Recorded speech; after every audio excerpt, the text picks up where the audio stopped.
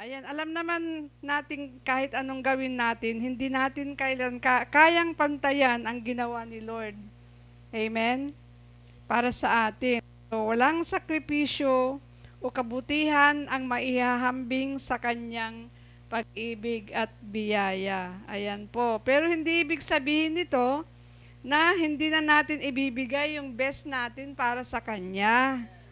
Ayan, hallelujah. Sa katunayan, ang pag-ibig ni Christ ang dahilan kung bakit gusto nating ibigay ang pinakamabuti sa atin. Amen? O pinakamabuti natin. Ulit.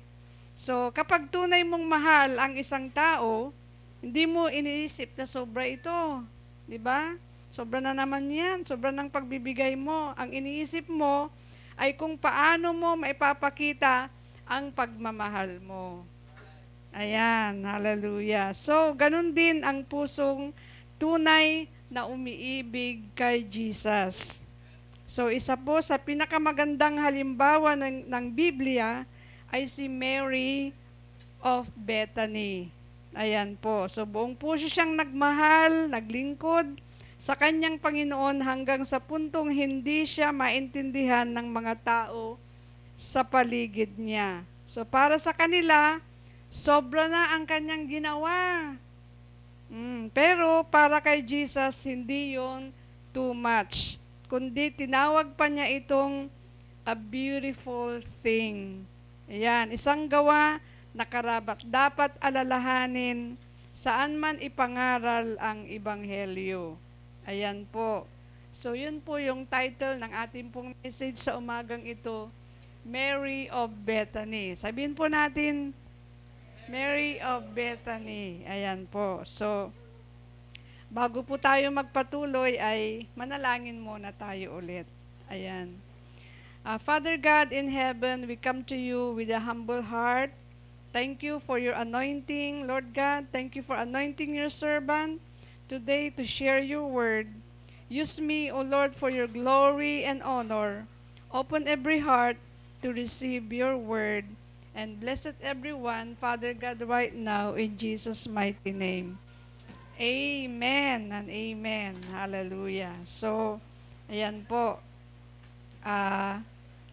Sino nga ba si Mary of Bethany? Ayan. Number 1 po, a sister. Ayan. Hallelujah. Isa po siyang kapatid. Amen. Hallelujah. Sabi po ng John 11 verse 1 to 7, ayan po, sabayan niyo po ako sa pagbabasa. Ayan po. Nagkasakit ang isang lalaki, si Lazarus na taga Bethany. Doon din nakatira ang magkapatid na sina Mary at Martha. Si Mary ang nagbuhos ng pabango sa paanan ni Panginoon. Tapos pinahunasan nito ng buhok niya. Kapalit niya si Lazarus na may sakit. Pinasabi ng magkapatid kay Jesus, Lord, may sakit ang mahal mong kaibigan. Nang marinig ito ni Jesus, sinabi niya, hindi matatapos ang kamatayan ang pagkakasakit ni Lazarus.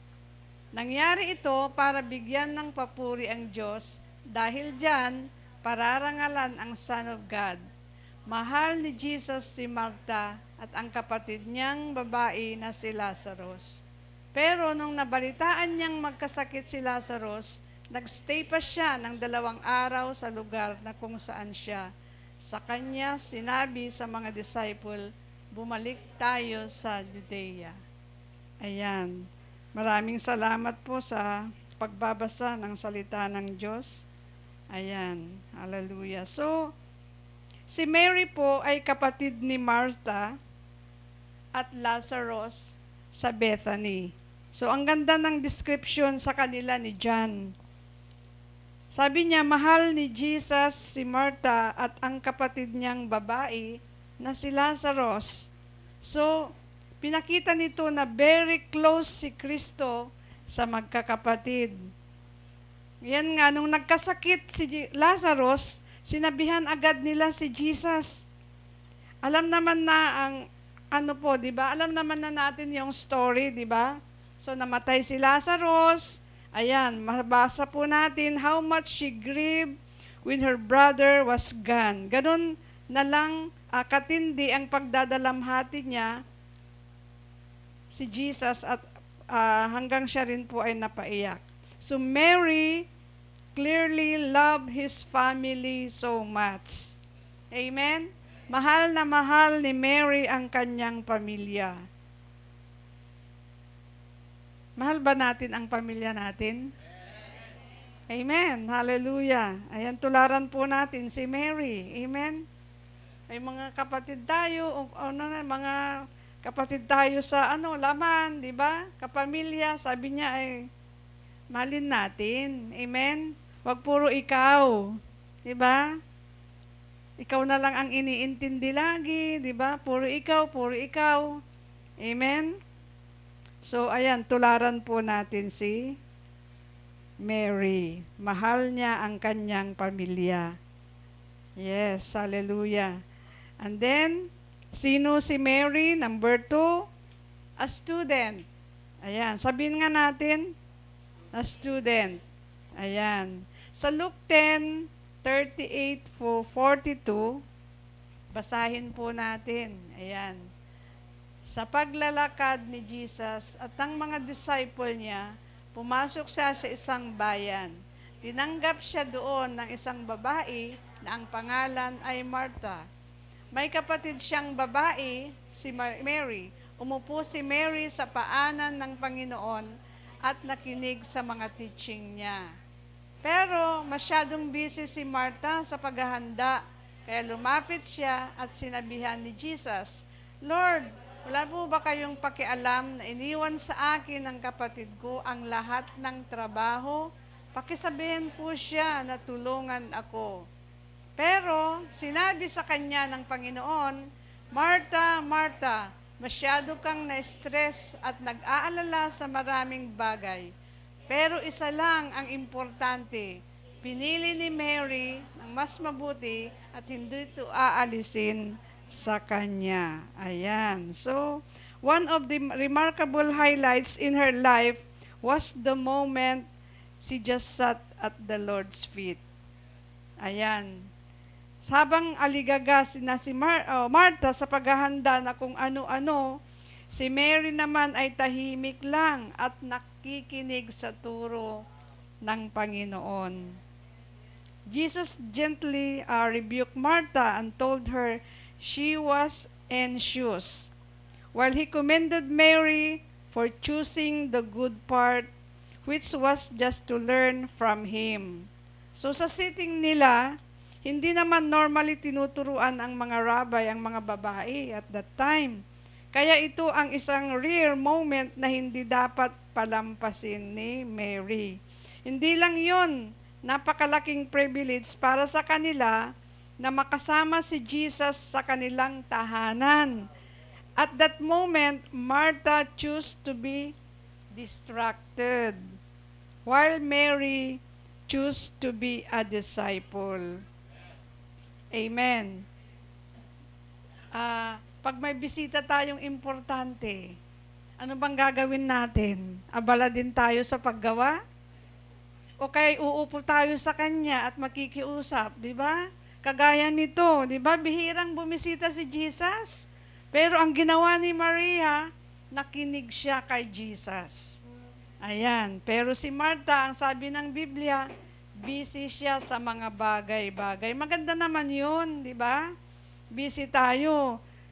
Hanggang sa makalimutan na natin na yung bisita pala natin, hindi natin kinakausap. Ayan, hallelujah. So, mahalaga naman yung mga bagay-bagay na ginagawa natin. Pero ang sinasabi niya dito, yung priority. Amen. Gaano man po tayo ka-busy, dapat bigyan natin ng panahon na makipag-usap sa ating Panginoon. Ayan. So Mary highly valued Jesus as her Lord. And so, she was willing to go against the expectation of everyone just to have a close encounter with Him. Mga kapatid, amen, gaano man po tayo ka-busy, Amen, magbigay ka ng oras mo kay Lord. Alam nyo, sa mga hinahawakan ko po bilang isang leader, lagi kong sinasabi, nabasa nyo ba ang Bible from Genesis to Revelation? Walang sumasagot. Sabi nila noon, ay, from January, ano na ngayon, August na.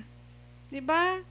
Alam nyo, ang sabi ko sa kanila, sige, kung ano yung binabasa ninyo, isend nyo sa group chat natin. Alam nyo po, inamin nila na hindi talaga nila nabasa ang Genesis to Revelation. Sabi nila, ang tagal-tagal ko ng Christian, hindi ko pa nababasa, pero salamat Mami Tilma. Kasi po, lagi mo kaming ini-encourage na basahin. Ngayon, nagbabasa na kami. Wow! Amen po? Oh, ayan, baka mamaya, hindi nyo pa rin po nababasa. Mag-start na po tayong magbasa. Amen po? Para matapos po natin. Kami po ni Daddy Bishop ay pangalawang ikot na. Ayan, babasahin po namin ulit. So, sabi po ng ayan, so ay number 3 pala. Sino si Mary of Bethany? Number 3 is, ano yon? Servant. Amen. Sa John 12 verse 1 to 8, ayan po, basahin po natin ulit. Ayan. So 6 days bago ang Passover, pumunta si Jesus sa Bethany. Nandun ang bahay ni Lazarus, siya yung binuhay mula sa kamatayan.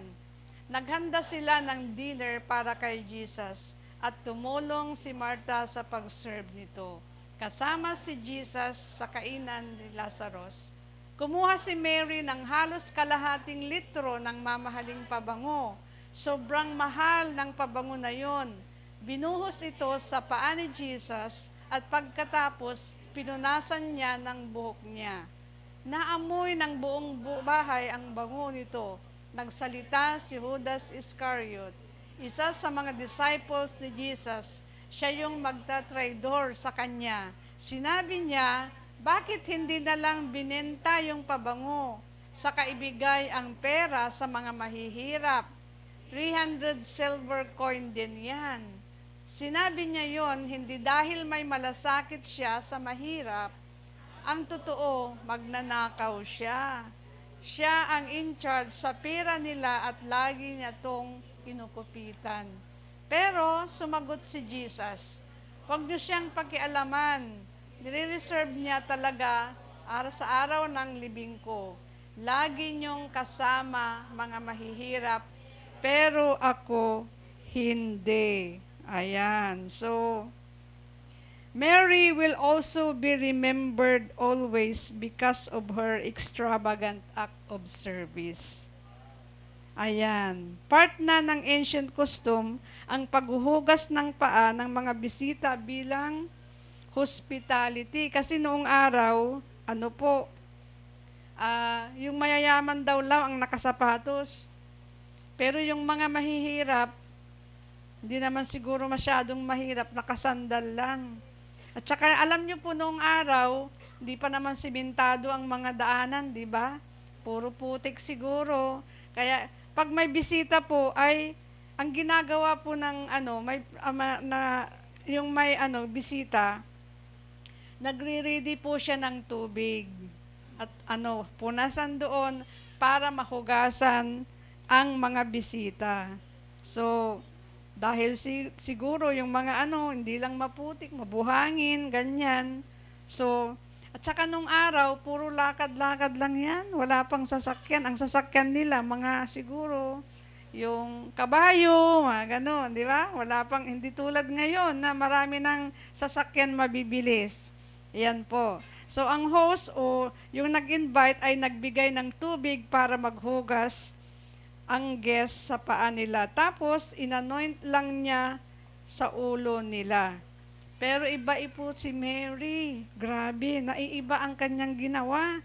But Mary was shockingly extravagant in her devotion for Christ. Kumuha si Mary ng halos kalahating litro ng mamahaling pabango. Ayan.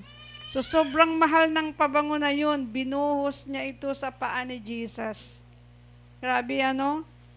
Pagkatapos, pinunasan niya ng kanyang buhok at ito ay naamoy ng buong bahay ang bango nito. Grabe ano, instead na tubig ang gagamitin kay Jesus, pabango.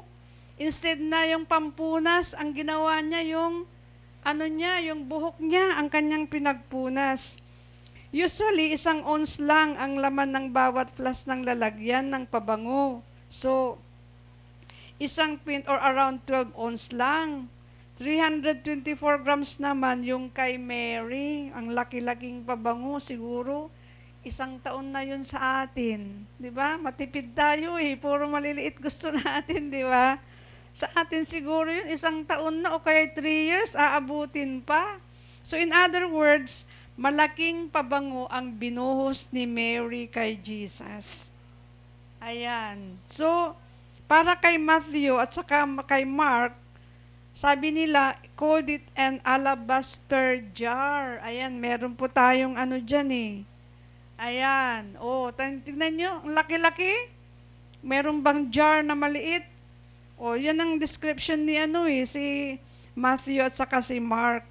So, dahil hindi naman reservable ang mga pabango, ibig sabihin, ganun talaga yung ka-value na kailangan gamitin. Kailangan gamitin agad, one time. This kind of perfume is perfect in anointing the body of Jesus of disease. Ayan. Hindi natin sure kung paano siya nagkaroon ng ganitong pabango, di ba? Ang mahal, sabi ng Biblia eh, di ba? Tapos ang laki-laki. So, hindi naman sinabi. Siguro, pinag-ipunan niya, di ba? Siguro, bawat niya, di ba? 1 taon niya sigurong pinag-ipunan, tapos bumili, di ba? So, ayan. Pwede ring pinag-ipunan niya ng mahabang panahon, hindi lang siguro 1 taon, di ba? So whatever the case, her gift was something very special.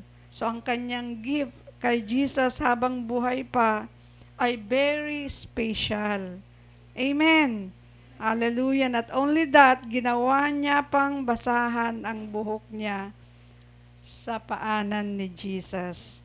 So sa ancient custom nila, ang buhok ng babae ay normally covered bilang act of majesty. Ayan po, noong araw, ganyan po ang mga kababaihan. Meron silang pandong.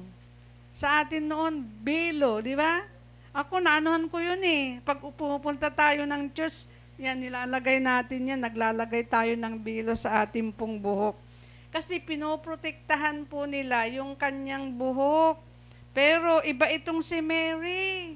Grabe, nilabas niya. Itinanggal niya yung takip ng niya. Tapos, ang ginawa niya, pinangpunas niya sa paanan ni Jesus. Namo, ang mahal-mahal na pabango. Tapos yung buhok pa niya ang pinangpunas niya. Talagang nakakahiya din, di ba? Siguro yung mga tao, grabe naman yan. Diba? Yung ginawa niya. Pero para sa kanya, this act were fitting for the king. Ayan, hallelujah. So ginawa naman niya yun para kay Lord, hindi para sa tao, di ba? So, ngayon po, anong lesson po ang matutunan natin sa kanya? Ayan. Ano nga ba? Number 1, pag para kay Lord, walang sobra. Amen. Basahin po natin. Ayan. So, para sa mga disciples, there were better things to do with that expensive perfume. Para kay Judas Iscariot at sa iba pa, sinayang lang ni Mary. Grabe, sayang naman yan. Di ba? To make a comparison, let's say, ang tawag dito, ang minimum, magkano ba ang minimum na sahod ngayon? Depende, O, sabihin na natin 600 na lang. Ayan, di ba? So, tapos i-multiply mo yan sa isang taon. Di ba? Grabe. Isang malaking sayang, 'di ba? Sa lahat ng mga nakakita, grabe naman 'yan. Sabi sayang. Sabi nila, siyempre para kay Judas, sayang talaga kasi wala siyang maibubulsa, 'di ba?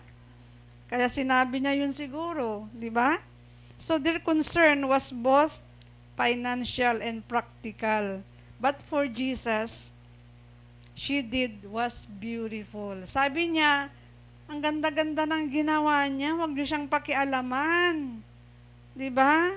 Hallelujah. Hindi niya sinasabi na mali ang concern niya. Pero at this point, ang ginawa ni Mary ang the best. Amen. Ang ginawa ni Mary, the best na dapat gawin.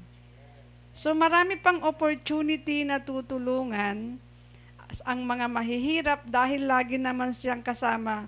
Pero siya, bilang lang ang oras ng Panginoon na makakasama po nila. So, Mary honored Christ. In return, Christ honored Mary.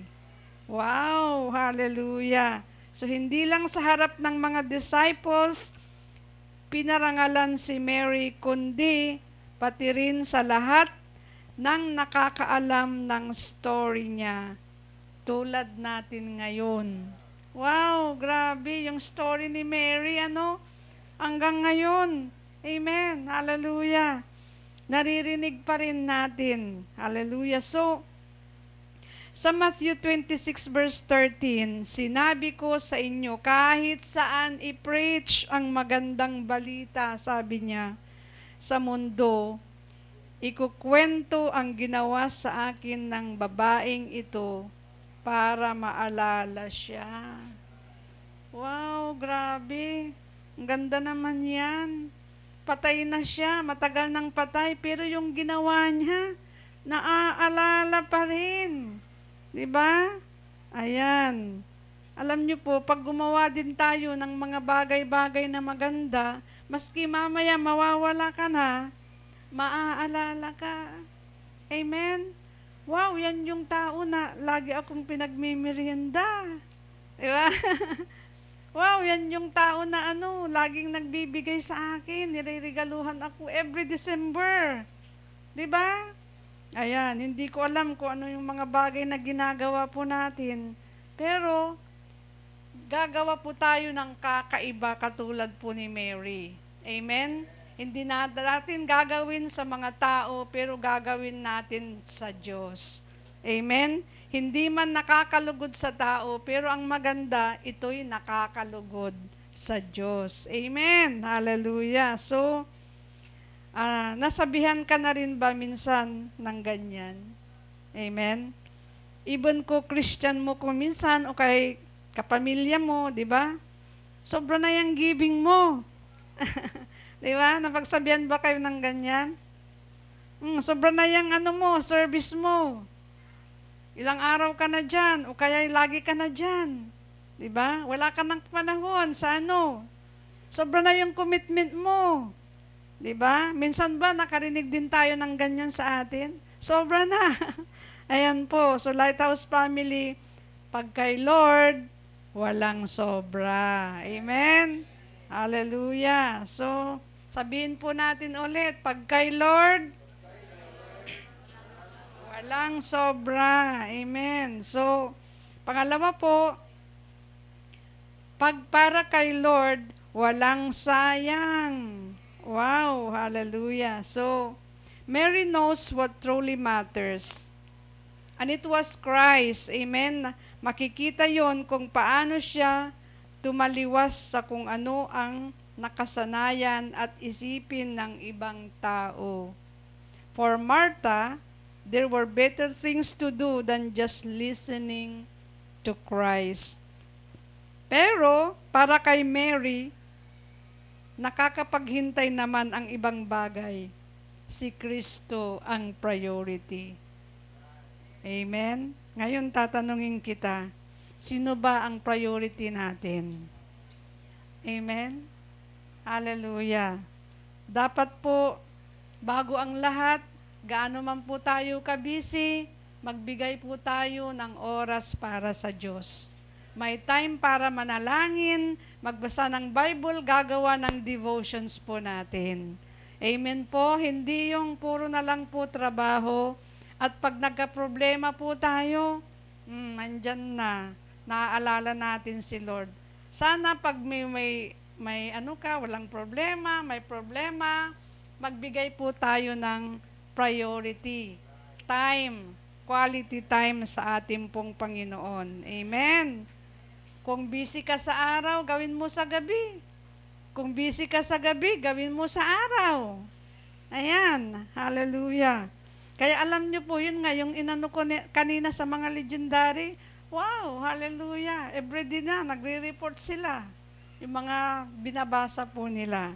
So, ayan, malapit na po tayong matapos. Yay, hallelujah. Our Lord and Savior knows how to appreciate our service to Him. Walang effort, sacrifice, and time na nasasayang sa Kanya. Amen po? Ayan. Ayun, so recall po tayo. Sino nga ba si Mary of Bethany? Yan. Sabi nga ni Daddy Bishop, hindi natin makakalimutan kasi 3 S. SSS. Amen? Ayan. So, number 1, a sister, a student, and a servant. Ayan. So, anong lesson ang matutunan natin sa kanya? Walang sobra. Number 2, para kay Lord, walang sayang. Ayan po. So, ngayon, bago po ako pupuntang conclusion po, ayan, tapos na po tayo. Malapit na. Ayan. Gusto ko lang pong mag-testimony. Ayan po. Okay, tulad nga ng napag-aralan natin, walang sobra at walang sayang sa paglilingkod kay Lord. So, marami sa inyo ang nakakaalam na dati kaming nagpapastor ng isang church. Nagsimula ang ministry namin pagkatapos naming ikasal ni Daddy Bishop. Yan po, noong January 1984. Payat pa po siya dyan si Daddy Bishop. At sa loob ng 42 years, hanggang 2021, ibinuhos namin ang buhay namin sa paglilingkod sa Panginoon. So we give our time, our strength, our resources, and even our lives to make disciples and see the church grow. Doon kami nagpalaki ng pamilya, doon na rin kami tumanda. At sa biyaya ng Diyos, lumago naman po ang church. Maraming buhay ang nabago, maraming pamilya ang nabless. At dumating sa punto na nakabili ng sariling lote at nakapagpatayo ng sariling church building. Ayan po. Makikita po natin sa mga pictures. Kung tutuusin po, napakalaki ng invest namin sa church na to. Halos lahat ng meron kami ay inilaan namin para sa gawain ng Diyos. And seeing the church grow was the one of the greatest blessing and accomplishment in our lives. But in 2021, everything changed. Noong March 2021, nagkaroon ng COVID si Daddy Bishop. Siya po ay na-hospital. Yan po. Sabi ng doktor, 50-50 daw po ang kalagayan niya. Pero, faithful si Lord. Amen? Pinagaling niya si Daddy Bishop at siya po ay nakauwi ng bahay. So, pagkatapos noon, dahil sa mga hindi pagkakaunawaan ng leadership sa church At dahil na rin sa health condition ni Daddy Bishop, we made the difficult decision to resign from the church that we had served for 42 years. 8 years na lang po ay 50 years na. Diba? Tagal po. Kami po ang nag-umpisa dyan. Hindi naging madali ang amin pong desisyon. Iniwan namin ang lahat. Wala po kaming kinuha maski isa. Wala kaming kinuha na pag-aari ng church. Maliban sa mga personal na regalong binigay kay Daddy Bishop. Kasabay noon, nag-retire na rin siya bilang overseer ng 75 churches from Luzon, Visayas, at maging 3 church natin sa Hong Kong. Sana hindi ako iiyak. Sorry po.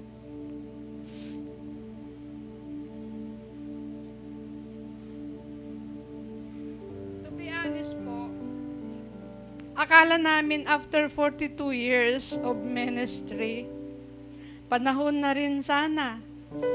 O siguro para magpahinga at mag-enjoy naman sa mga bagay na pinagpaguran namin. Pero iba po pala ang plano ni Lord. Amen? Hallelujah. We had to start all over again. Di po naging madali ang magsimula ulit. Pero doon namin mas lalong naranasan ang faithfulness ni Lord. Kapag sa Diyos ka talaga nagtitiwala, hindi ka pababayaan ng Diyos. Amen? Amen. At ngayon, unti-unti naming nakikita kung paano binabalik ng Diyos ang nawala sa amin. So, hindi lang materially, kundi higit sa lahat, ang privilege na makapaglingkod muli sa Panginoon. So, imagine this from helping oversee many churches and serving a large ministry. Today, we are joyfully leading a legendary Connect group here at the Lighthouse. Amen. Hallelujah. Praise God. Para kaming kinulong ng Panginoon. Di ba? Dati ka busy, 75 churches, iniikot mo yan sa 1 taon. Di ba? At meron kang hinahawakang malaking church. Ngayon, ang hinahawakan namin, ang pinapahawak ng Panginoon, legendary. Mga legendary, you're so special. Amen po. Hindi man kasi, hindi na rin kami senior pastor dito, pero masaya kami ni Daddy Bishop. Ano man ang assignment na ipagkakatiwala sa amin ng Diyos. Amen. Hallelujah. Praise God. Because at the end of the day, mga kapatid, we're not serving a position. We're not serving people. We're not serving a church. We are serving the Lord. Amen? Amen. Hallelujah. Kung may magsasabi, sayang ang 42 years. Bishop, sayang. Di ba? Ang laki ng sakripisyo nyo. Grabe naman. Our answer is simply, mga kapatid, no. Nothing was wasted. Every sacrifice, every tear, every prayer, every year we give to God matters. Amen? Because whenever your assignment is big or it is small, seen or unseen, what matters most is that your life brings glory to Him. Kaya po ng sinabi po ng Colossians 3:23, whatever you do, work at it with all your heart as working for the Lord. At iyan po mga kapatid ang aming pong testimony ni Daddy. When you do it for Jesus. Nothing is ever wasted, mga kapatid. Walang sobra, walang kulang. Amen? Wow! Wala naman tayong madadala sa langit, di ba? Ang importante, nagpapatuloy po tayo at ginagawa natin ang kalooban ng Diyos sa buhay natin. Wow! Amen! Hallelujah! Kaya wag mong sabihin sa kapatid mo, sobra na yan. Wala pong sobra, walang kulang. Amen? Okay. Sa Colossians 3:23, ang sabi po niya, kahit anong, basahin po natin lahat. Kahit ano ang ginagawa nyo, gawin nyo to ng buong puso na parang sa Panginoon kayo nagsiserve at hindi sa tao. Wow, grabe.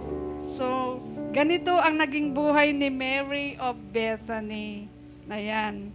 Hindi siya naglingkod para ma-impress ang tao, kundi para i-honor si Jesus. At iyon din ang invitation sa ating lahat, mga kapatid. Ayan.